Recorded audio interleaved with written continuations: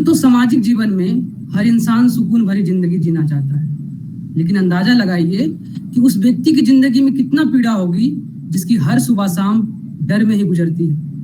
इतना ही नहीं, अगर किसी व्यक्ति को बिना वजह अपनों को खोना पड़े तो यह न केवल चिंता का विषय है, बल्कि यह बैठकर मंथन करने वाली बात है कि हम कैसे समाज, कैसे परिवेश और कैसे वातावरण में जिंदगी जीने को मजबूर है। ऐसा ही मंजर हमेशा नक्सल प्रभावित क्षेत्रों में देखा जाता है।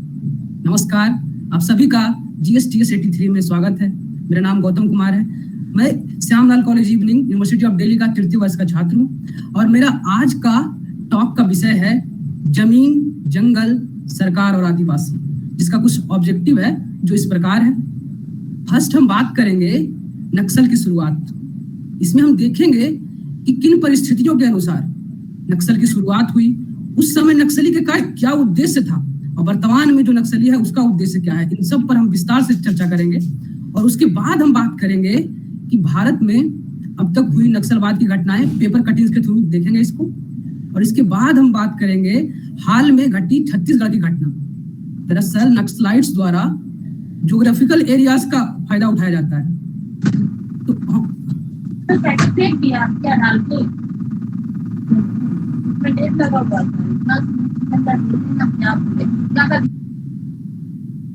Gautam, go ahead. इसके बाद हम रेड कॉरिडोर के बारे में बात करेंगे। दरअसल रेड कॉरिडोर उसे कहते हैं जो नक्सल प्रभावित क्षेत्र होते हैं, उसे रेड कॉरिडोर कहते हैं। उसके बारे में हम बात करेंगे और उसके बाद हम 5वें नंबर पर बात करेंगे ऑक्सफैम के डाटा की समीक्षा। इससे पता चलेगा कि नक्सली और आतंकवादी में ज्यादा खतरनाक कौन है। इसके बाद 6ठे नंबर पर हम बात करेंगे इस समस्या से निपटने हेतु सरकार द्वारा किए गए अभी तक का क्या प्रयास है, उसको देखेंगे और अंत में हम बात करेंगे आगे की राह और कुछ समाधान। नक्सली कहिए, नक्सलबाड़ी कहिए या फिर नक्सलवाद, हाँ, अंग्रेजी का शब्द नक्सलिज्म। ये सारे शब्द सुनकर जहन में क्या आता है? गोली बारूद से थरथराते जंगल, हथियार लिए खड़े कुछ लोग, बारूदी सुरंगे या मिट्टी और खून से सने जवान। क्या यही नक्सलवाद था? क्या यह इसका सबसे बदला हुआ और खून से पुता हुआ चेहरा है? आखिर यह नक्सलवाद की पूरी कहानी क्या है? शुरू करते हैं शुरू से, जहां से इन सब की बुनियाद पड़ी। नक्सल की शुरुआत 1960 के दशक में हुई। इस समय भारत की किसानों की स्थिति बहुत ही दयनीय थी। आप 1960 के दशक को गौर से देखेंगे तो इसमें 3 घटनाएं ऐसी घटी है जो भारत की अर्थव्यवस्था को झकझोर कर रख दिया था। पहली घटना का जिक्र करें तो 1962 चीन से युद्ध, 1965 पाकिस्तान से युद्ध और इसके बाद 1966 का भीषण सूखा। इन सभी कारणों के कारण अब इस समय बाल मजदूरी जैसी समस्या थी, बेरोजगारी अपनी चरम सीमा पर थी और इन सब के बीच जो वहां के ठेकेदार थे वो अपने मजदूर से काफी बेरहमी से पेश आते थे। इसी सिलसिले में 2 कम्युनिस्ट पार्टी के नेता चारू मजुमदार और कानू सान्याल तथा इनके ही नजदीकी जंगल संथाल ने 1967 में सत्ता के विरुद्ध एक सशस्त्र आंदोलन का प्रारंभ किया। दरअसल कानू सान्याल ने ग्रामीण इलाकों में काम करके अपने समर्थकों का एक बड़ा वर्ग तैयार किया था। मार्च 1967 के अंत से समिति ने रैयतों को जमीन खाली करवाने वाले और अन्य की जमाखोरी करने वाले जमींदारों के खिलाफ विरोध प्रदर्शन की एक श्रृंखला शुरू कर दी। यह आंदोलन ज्यादा हिंसक होता गया। कई बार इसकी पुलिस से झड़प भी हुई जो हिंसा पर उतारू थी और पुलिस ने भी इस आंदोलन पर गोली चला दी। अब किसान नेताओं ने हथियार उठाने का फैसला कर लिया और जमींदारों के सिर कलम किए जाने लगे। इस आंदोलन की शुरुआत पश्चिम बंगाल के नक्सलबाड़ी गांव से हुई थी, इसीलिए ही इस आंदोलन को नक्सलवाद कहा गया तथा चारू मजुमदार चीन के कम्युनिस्ट नेता माओ से तुंग के बड़े प्रशंसक थे। इसी कारण नक्सलवाद को माओवाद भी कहा जाता है। चीन की कम्युनिस्ट पार्टी ने नक्सलाइट आंदोलन के प्रति समर्थन जाहिर किया। जून 1967 के आखिरी सप्ताह में पीकिंग रेडियो ने घोषणा की कि भारत के पश्चिम बंगाल में दार्जिलिंग जिले में भारतीय कम्युनिस्ट पार्टी की अगुवाई में किसानों की एक सशस्त्र संघर्ष वाहिनी का गठन किया गया है।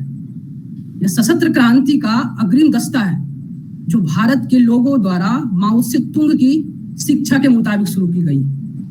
यह संघर्ष मौजूदा वक्त में भारतीय क्रांति सामान्य रुझान की नुमाइंदगी करता है। हिंदुस्तान, चीन और दुनिया भर के लोग इस क्रांतिकारी सशस्त्र संघर्ष का स्वागत करते हैं। अचानक नक्सलबाड़ी भारतीय क्रांतिकारियों के लिए एक मिसाल बन गया। उस गांव के नाम पर इलाके को नक्सलबाड़ी कहा जाने लगा और उसके बाद देश में कहीं भी जिस किसी ने शोषितों और वंचितों के हक में भारतीय राज्य से संघर्ष किया उसे नक्सलाइट के नाम से जाना जाने लगा।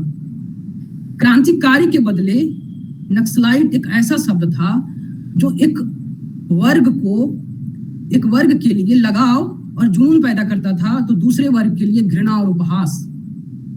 वर्ष 1969 में पहली बार चारू मजूमदार और कानू सान्याल ने भूमि अधिग्रहण को लेकर पूरे देश में सत्ता के खिलाफ एक व्यापक लड़ाई शुरू कर दी। भूमि अधिग्रहण को लेकर देश में सबसे पहले आवाज नक्सलबाड़ी से ही उठी थी। आंदोलनकारियों का मानना था कि जमीन उसी को जो उस पर खेती करे। नक्सलबाड़ी से शुरू हुआ इस आंदोलन का प्रभाव पहली बार तब देखा गया जब पश्चिम बंगाल से कांग्रेस को सत्ता से बाहर होना पड़ा। इस आंदोलन का ही प्रभाव था कि 1977 में पहली बार पश्चिम बंगाल में कम्युनिस्ट पार्टी की सरकार के रूप में आई और ज्योति बसु वहां के मुख्यमंत्री बनी। सामाजिक जागृति के लिए आरंभित इस आंदोलन पर कुछ वर्षों पश्चात राजनीति का वर्चस्व बढ़ने लगा और आंदोलन शीघ्र ही अपने मुद्दों और मार्गों से भटक गया। जब यह आंदोलन फैलता हुआ बिहार पहुंचता है तब यह अपने मुद्दों से पूर्णतः भटक चुका है। अब यह लड़ाई भूमि की लड़ाई न रहकर जाति वर्ग की लड़ाई बन चुकी थी। यहाँ से प्रारंभ होता है उच्च वर्ग और मध्यम वर्ग के बीच का उग्र संघर्ष, जिससे नक्सल आंदोलन ने देश में एक नया रूप धारण किया। श्री राम सेना, जो माओवादियों की सबसे बड़ी सेना थी, उसने उच्च वर्ग के विरुद्ध सबसे पहले हिंसक प्रदर्शन करना प्रारंभ कर दिया। इससे पहले बात करते हैं तो 1982 में आंदोलन के हिंसक होने के कारण चारू मजूमदार को धरपकड़ कर लिया गया था और 10 दिन के कारावास के ही समय कारागृह में ही उनकी मृत्यु हो गई। नक्सलवादी आंदोलन के प्रेरणा कानू सान्याल ने आंदोलन के राजनीतिक का शिकार हो जाने के कारण और अपने मुद्दों से भटकने के कारण 23 मार्च 2010 को आत्महत्या कर ली। इन विद्रोहियों ने औपचारिक रूप से स्वयं को भारतीय कम्युनिस्ट पार्टी से अलग कर लिया और सरकार के विरुद्ध भूमिगत होकर, अंडरग्राउंड होकर सशस्त्र लड़ाई छेड़ दी। मजूमदार की मृत्यु के बाद यह आंदोलन एकाधिक शाखाओं में विभक्त होकर कदाचित अपने लक्ष्य और विचारधारा से विचलित हो गया। ये नक्सलवादी दावा करते हैं कि यह आदिवासियों की और छोटे किसानों और गरीबों की लड़ाई लड़ रहे हैं और जानकार मानते भी है कि इन्हीं स्थानीय लोगों के समर्थन के कारण ही उन्हें कामयाबी भी मिलती है। आज जो आप नक्सली हमला देखते हैं वो बहुत हद तक सीपीआई माओवादी की देन है, जिसका गठन साल 2004 में people's war group, party unity, NCC जैसे पार्टियों के विलय के कारण हुआ था। मतलब सारी पार्टियां मिलकर इन्होंने एक पार्टी बना ली। अब इस ग्रुप की गतिविधियां विचारधारा से ज्यादा छीनने की लड़ाई बन चुकी थी। कभी सुदामा पांडे धूमिल ने लिखा था, एक ही संविधान के नीचे भूख से रिरियाती हुई फैली हथेली का नाम दया है और भूख में तनी हुई मुट्ठी का नाम नक्सलवाड़ी है। तनी हुई मुट्ठी से उनका मतलब भूख, बेबसी और अत्याचार से सताए गए मजलूमों की हक की आवाज उठाने से था। लेकिन हथियार, आतंक और डर के दम पर जंगलों की जमीन पर आज बहुत कुछ ऐसा हो रहा है जो शायद नहीं होना चाहिए।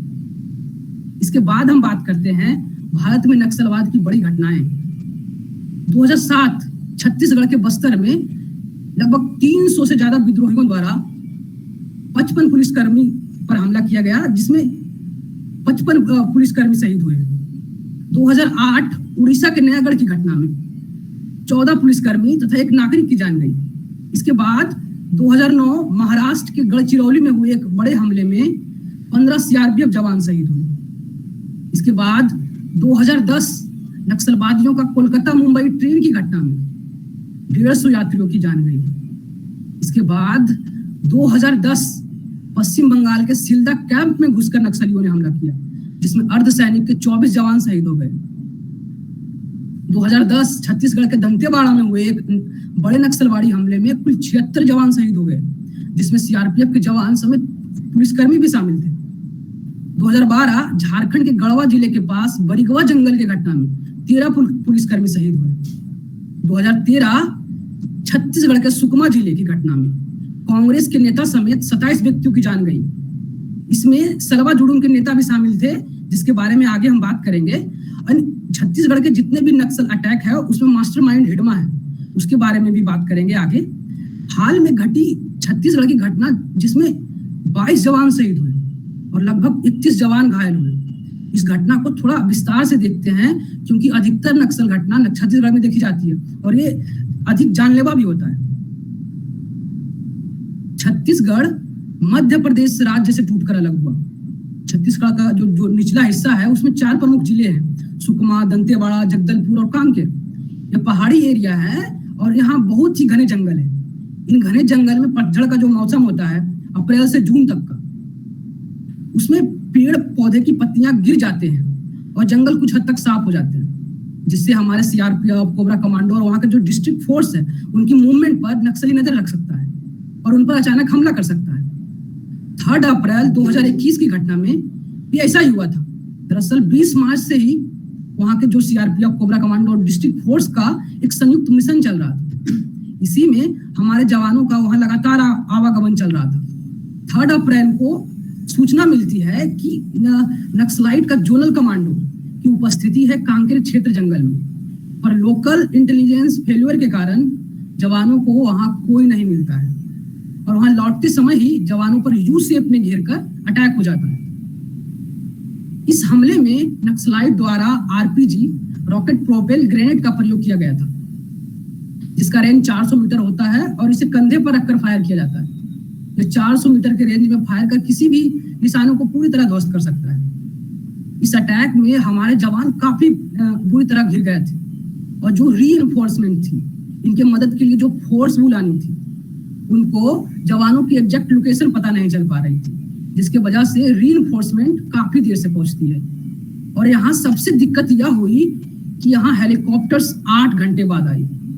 दरअसल सीआरपीएफ के पास अपनी हेलीकॉप्टर नहीं है, उन्हें एयरफोर्स से लेना पड़ा, जिसमें काफी पेपर वर्क करना पड़ा, जिसमें काफी टाइम लग गया। सीआरपीएफ का यहाँ कहना था कि कम से कम हेलीकॉप्टर्स उड़ा दिए जाए, जिससे कि एक मनोवैज्ञानिक दबाव बन सके। जब हमारे जवान कुछ शहीद हो गए और कुछ जख्मी हो गए थे, तो ये नक्सली क्या करते थे, इनका हथियार लूट लेते। अक्सर ऐसा देखा जाता है कि जो हमारे जवान शहीद हो जाते हैं, उनकी बॉडी के नीचे नक्सलाइट प्रेशर बॉम्ब रख देता है, जिससे कि जब उनकी बॉडी को हटाई जाएगी तब वो ब्लास्ट हो जाएगा। इसलिए लोग डायरेक्ट बॉडी को हटा भी नहीं सकते हैं। इसके लिए बॉम्ब निरोधक दस्ते को बुलाया जाता है। बताया जा रहा था कि इस अटैक में जितने हथियार लूटे गए, उनसे 3 से 4 और हमले में अंजाम दिया जा सकता था। इस अटैक से हमें सीख लेते हुए हमें ये करना चाहिए कि जो भी हथियार नक्सली ऑपरेशन के लिए जा रहे हैं, उन हथियारों के अंदर जीपीएस सेटिंग को लगाकर रखना चाहिए। अगर नक्सली उन हथियारों को लूट कर ले जाती है, तो उनमें एक बात की खतरा होगा कि उन्हें हम ट्रेस कर सकते हैं। और यहाँ अमेरिका की बात करें तो अमेरिका जब वह अपने हथियारों को बचाने के लिए आतंकवादी जब अफगानिस्तान में मारते थे, तो वे अपने हथियारों के अंदर जीपीएस और सेल्फ ब्लास्टिक डिवाइस लगाते थे, जिससे अमेरिका जब चाहे अपने हथियारों को ट्रेस कर सकता था और ब्लास्ट कर सकता था। इसी तरह के हथियारों को नक्सल क्षेत्र में लागू करना चाहिए। यहाँ आदिवासियों को प्रशिक्षित करने के लिए, उन्हें जागरूक करने के लिए छत्तीसगढ़ में नक्सलवाद के खिलाफ शॉर्ट फिल्म बनाई जा रही है, जिसमें मुख्य किरदार में दिखेंगे वहां के एसपी, तथा इस फिल्म में पुलिस को 100 जवान और सरेंडर करने वाले नक्सली अभिनय करते नजर आएंगे। अब बात करते हैं हिडमा का, जो इस अटैक का पूरा मास्टरमाइंड था। छत्तीसगढ़ का सबसे खतरनाक नक्सलाइट हिडमा है। इसका पूरा नाम माधोई हिडमा है। यह इतना खतरनाक है कि पुलिस को इस घटना यानी 3 अप्रैल 2021 के पहले तक इसके बारे में यह पता था कि माधोई हिडमा एक पोस्ट का नाम नहीं है, पोस्ट का नाम है। पुलिस को इस घटना के बाद पता चलता है कि हिडमा एक पोस्ट नहीं बल्कि इस नक्सलाइट का जोनल कमांडो है, या PLGA people's liberation of guerrilla army की 1st बटालियन का हेड है। इनके ऊपर सरकार द्वारा 40 लाख का इनाम रखा गया है। ये 90 के दशक में नक्सली आंदोलन में शामिल हुआ था। नक्सलियों की सबसे बड़ी ताकत की बात करें तो ग्रामीणों का सपोर्ट और उनकी खुफिया जानकारी होती है, और ये हमारे जवानों के लिए सबसे ज्यादा खतरनाक होता है। सरकार की ओर से होने वाली गलती जो कि नक्सली हमले को और बढ़ावा दिया, 2005 से पहले देखेंगे तो हम बहुत ज्यादा नक्सली द्वारा हमला नहीं किया जाता था, लेकिन 2005 में महेंद्र कर्मा नामक एक नेता थे। इन्होंने 2005 में एक आंदोलन स्टार्ट किया सलवा जुडूम के तहत। इन्होंने ग्रामीणों को हथियार दे दिया। 16 से 18 साल के लड़कों को इन्होंने हथियार थमा दिया और इनसे कहा गया कि जहां भी नक्सलाइट मिले उसे वहीं शूट कर दो। इसमें वे नक्सलाइट को तो मारते ही थे, पर इनका यूज पुरानी रंजिशों में भी की जाने लगी। बाद में यह मामला सुप्रीम कोर्ट में चला जाता है और सुप्रीम कोर्ट द्वारा सलवा जुडूम को बंद कर दिया जाता है। बाद में नक्सली हमला 2013 जो हम पहले बात कर चुके हैं में इतना भीषण हुआ था कि उसमें महेंद्र कर्मा की मौत हो गई, जो सलवा जुडूम आंदोलन के नेतृत्व करता था। और इसी सलवा जुडूम के बाद नक्सलियों का एक तरह से अंबार लग गया। उन्होंने भी ताबड़तोड़ हमला शुरू कर दिया। मेरे पास नक्सलियों से जुड़ी बहुत बातें हैं जो मैंने कभी देखा या अपने गांव के आसपास होने वाली घटनाओं को सुना, लेकिन इसमें से एक घटना को मैं यहाँ शेयर करना चाहूंगा जो मैं कभी नहीं भूल सकता।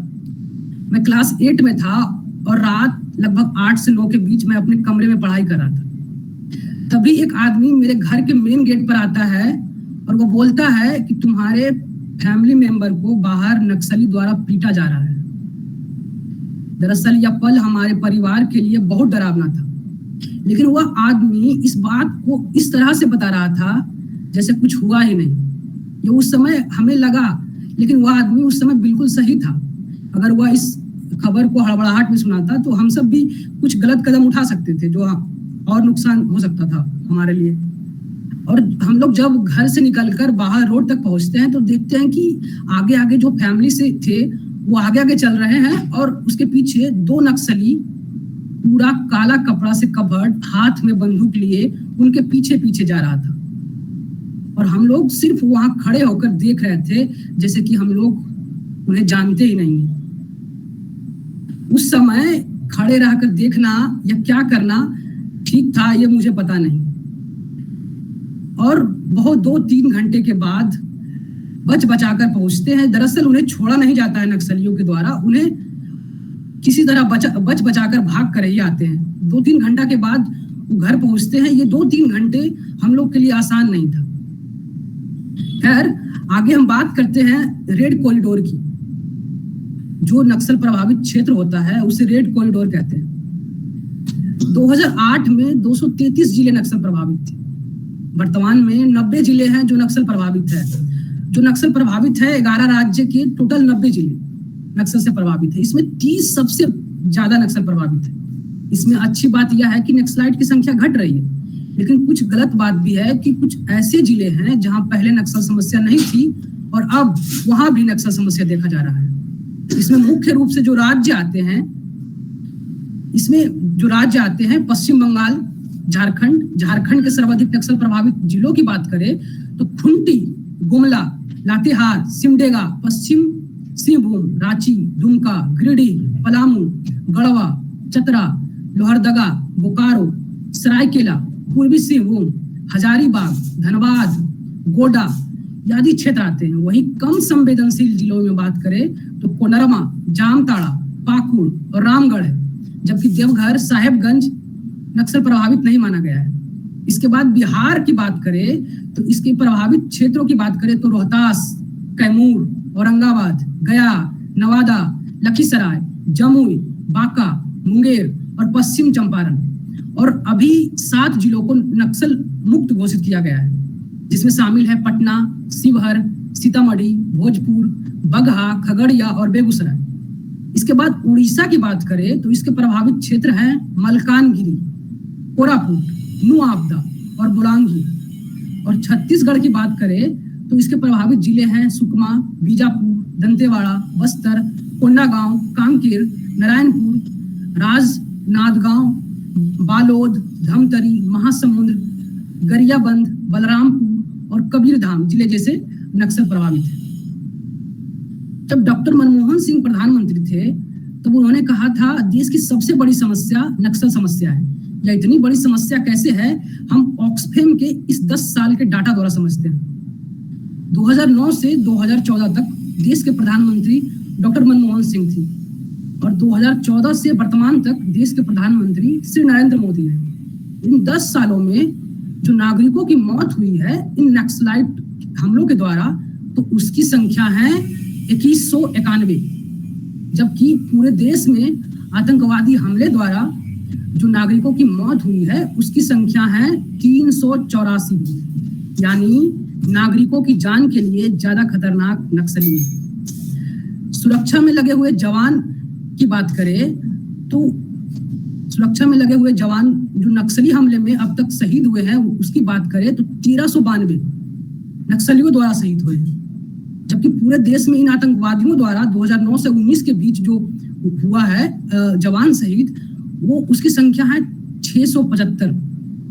यहाँ भी देखा जाए तो दुगना की संख्या में जवान नक्सली हमले में शहीद हुए हैं। और बात करते हैं कुल हमलों की इन 10 सालों में, तो नक्सली द्वारा कुल 2045 हमला हुआ है, जबकि पूरे देश में आतंकवादियों द्वारा इन 10 सालों में 1850 हमले हुए हैं।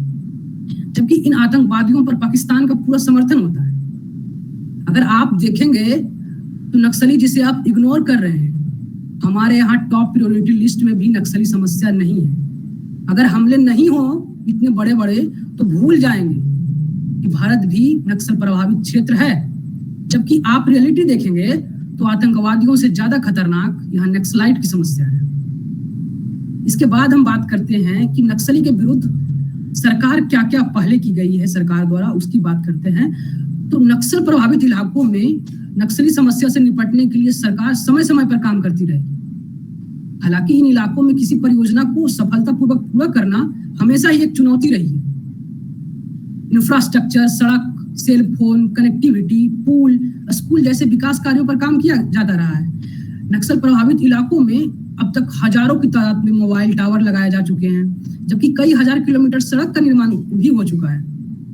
सबसे अधिक नक्सल प्रभावित सभी 30 जिलों में जवाहर नवोदय विद्यालय और केंद्रीय विद्यालय संचालित किए जा रहे हैं। लेकिन गौर करने वाली बात यहाँ ये है कि अभी 30 जिले अभी भी सर्वाधिक प्रभावित हैं। जून 2013 में आजीविका योजना के तहत रोशनी नामक विशेष पहल की शुरुआत की गई थी, ताकि सर्वाधिक नक्सल प्रभावित जिलों में युवाओं को रोजगार मिल सके और उन्हें प्रशिक्षित किया जा सके। लेकिन मार्च 2015 तक सिर्फ 2 राज्यों बिहार और झारखंड को ही फंड आवंटित किया जा सका है। पिछले ही साल केंद्रीय मंत्री ने नक्सलवाद को खत्म करने के लिए समाधान नामक 8 सूत्री योजना की शुरुआत की थी। इसके तहत नक्सलियों से लड़ने के लिए रणनीतियां और कार्य योजनाओं पर जोर दिया गया था। हालांकि समय समय पर सभी सरकारों ने इस समस्या से निपटने के लिए कोशिशें तो की है, लेकिन फिर भी इस पर पूरी तरह कामयाबी नहीं मिल सकी। आगे की राह क्या हो, इस पर बात करते हैं। दरअसल वर्तमान रूप में नक्सली आंदोलन ने अपनी प्रकृति और उद्देश्य दोनों में महत्वपूर्ण परिवर्तन किया है। एक तरफ जहां इस समस्या की वजह आर्थिक और सामाजिक विषमता समझी जाती रही है, वही दूसरी ओर इसे अब एक राजनीतिक समस्या भी समझा जाने लगा है। हालिया छत्तीसगढ़ विधानसभा चुनाव में नक्सल समस्या पर राजनीतिक बयानबाजी इसी का एक पहलू है। यही कारण है कि जानकारों की नजरों में नक्सलवाद सियासी दलों का एक चुनावी तवा है, जिस पर मौका मिलते ही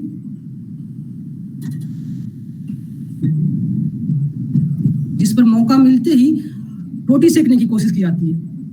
ऐसा इसलिए भी कहा जाता है क्योंकि हमारी सरकारें लगातार संविधान की 5वीं अनुसूची को तरजीह देने से कतराती रही है। गौरतलब है कि इस अनुसूची में अनुसूचित क्षेत्रों और अनुसूचित जनजातियों की प्रशासन और नियंत्रण से जुड़े मामले आते हैं। चिंता का विषय है कि आजादी के 75 साल बाद भी अब तक अनुसूचित क्षेत्रों को प्रशिक्षित करने के लिए कोई ठोस कदम नहीं उठाया गया है। 5वीं अनुसूची के तहत अनुसूचित क्षेत्रों में ट्राइब्स एडवाइजरी काउंसिल की स्थापना की बात कही गई है।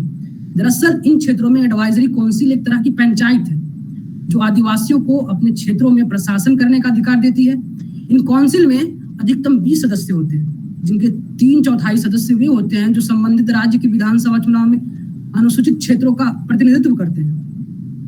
आदिवासियों को अधिकार नहीं मिलने के कारण भी इनमें असंतोष पनपता है और नक्सली इसी का फायदा उठाकर आदिवासियों को गुमराह करते हैं। इसी तरह 1996 के पेशा अधिनियम, ट्राइब्स एक्ट, BRGF यानी बैकवर्ड रीजन ग्रांट फंड जैसे कार्यक्रमों को सही रूप से लागू करने की जरूरत है, जो गोवा को छोड़कर देश के 272 चिन्हित पिछड़े जिलों को विकास की विषमता को खत्म करने के लिए बनाया गया है। इसके अलावा एक समस्या राज्यों के बीच तालमेल की भी है। इसके तहत 2 सीमावर्ती राज्यों को नक्सली घटनाओं को मद्देनजर रखते हुए बेहतर सहयोग के साथ काम करने की जरूरत है। इन सब उपायों के बावजूद हमारी सरकारों को कतई नहीं भूलना चाहिए कि नक्सलवाद के मूल कारण कुछ और है। गरीबी, भुखमरी और बेरोजगारी जैसे मसलों पर जब तक युद्ध स्तर पर काम नहीं होगा तब तक इस समस्या से निजात नहीं मिल सकती। हिंसा की घटनाओं के साथ साथ ग्रामीणों के अधिकार और उनकी समस्याओं को भी प्रकाश में लाने की जरूरत है। स्थानीय लोगों को भरोसे में लेना और हथियार उठा चुके लोगों से बात करने और मसले की हल निकालने की कोशिश करनी होगी। गरीबी और भुखमरी जैसे मुद्दों पर जोर देने का यह कतई मतलब नहीं है कि ऐसा करना हिंसा का समर्थन करना है, लेकिन क्या यह जरूरी नहीं है कि हर व्यक्ति को संवैधानिक हक मिले? यह समझना होगा कि हर व्यक्ति सम्मान के साथ रोटी, कपड़ा और मकान जैसे बुनियादी जरूरत पाने का हकदार है। लिहाजा इसकी पहल करना हर सरकार की प्राथमिकता होनी चाहिए। इसके साथ साथ हमें बैकडोर से नक्सलियों पर सख्ती भी जरूरी है। इसलिए हमें नक्सली ऑपरेशन के लिए वैसे कमांडोज को एक मिशन में शामिल किया जाए जिसे जंगल के बारे में पता हो, क्योंकि यहाँ आंसू गैस और बैरिकेड्स जैसी योजना कार्य नहीं करता।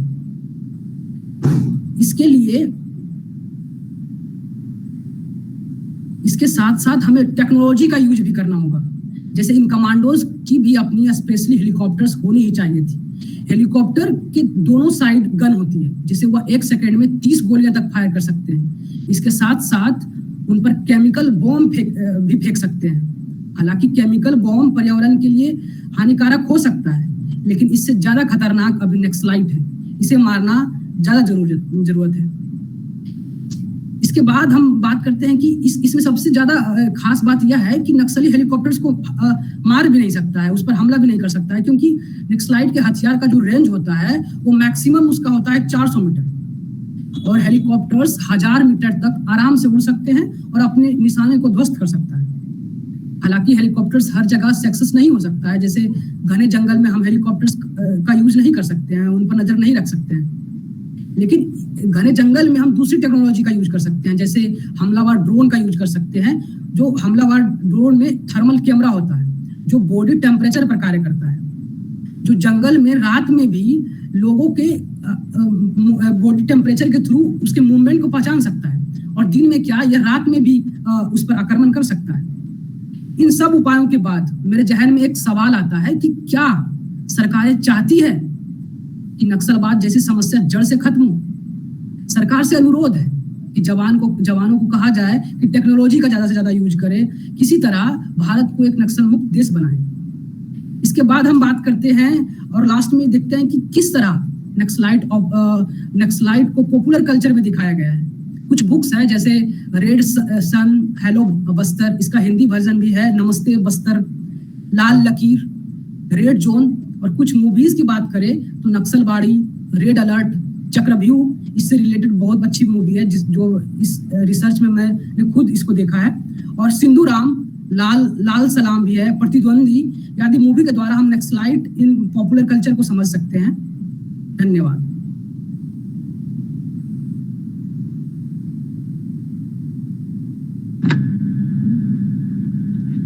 Thank you so much, Mr. Gautam, for this commendable and praiseworthy presentation. It was truly amazing.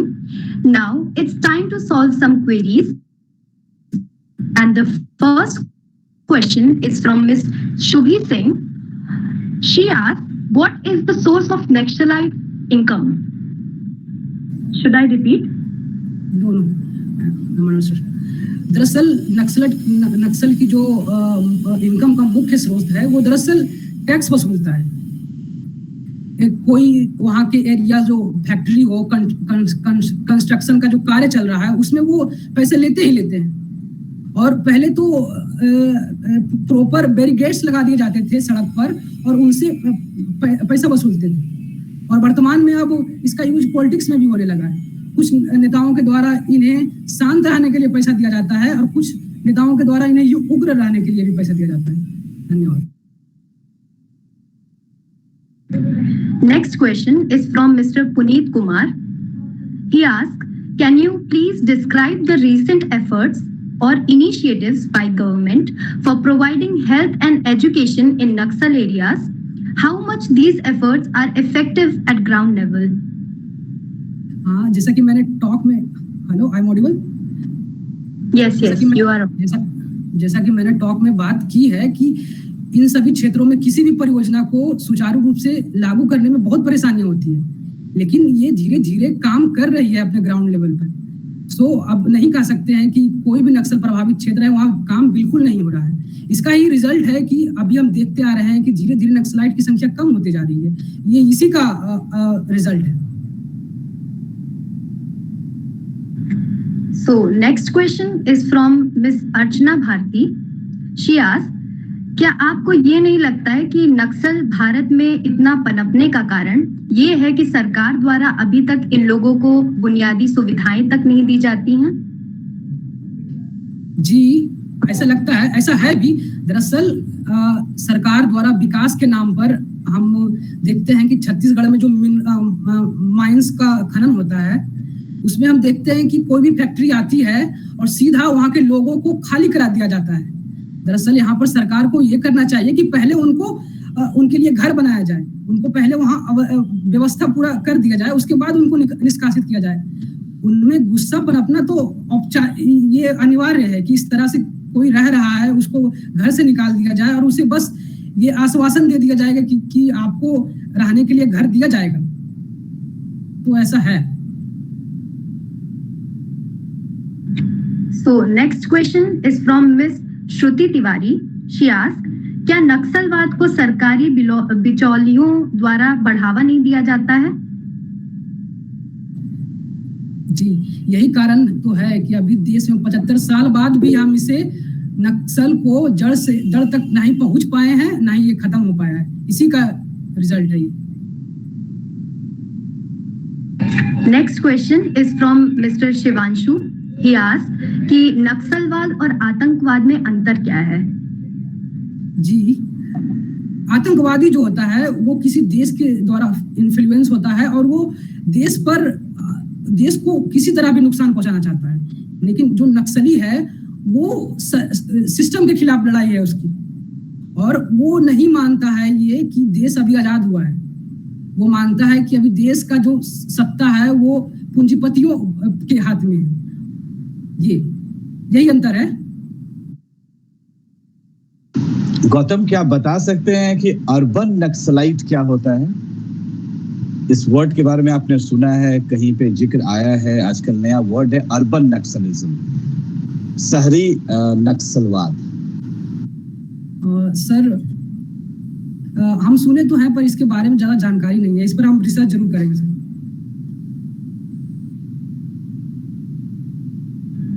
Very well answered, Mr. Gautam. Now, the last question is from my side. Tell us what was your experience throughout the journey of your talk and what do you feel about this initiative? Sir, ये initiative बहुत बढ़िया है, क्योंकि इस platform को मैं बहुत बहुत धन्यवाद कहना चाहूँगा, क्योंकि ये एक टॉपिक नहीं है, ये एक प्रॉब्लम है जो मुझे दिखाने का यहाँ मौका मिला है। और मैं इस GSTS पूरे टीम को धन्यवाद कहना चाहूँगा जो इस जर्नी में मेरे साथ दिया इस तरह का। और इसके बाद इस टॉपिक को मैं बहुत एंजॉय किया हूँ। Thank you very much.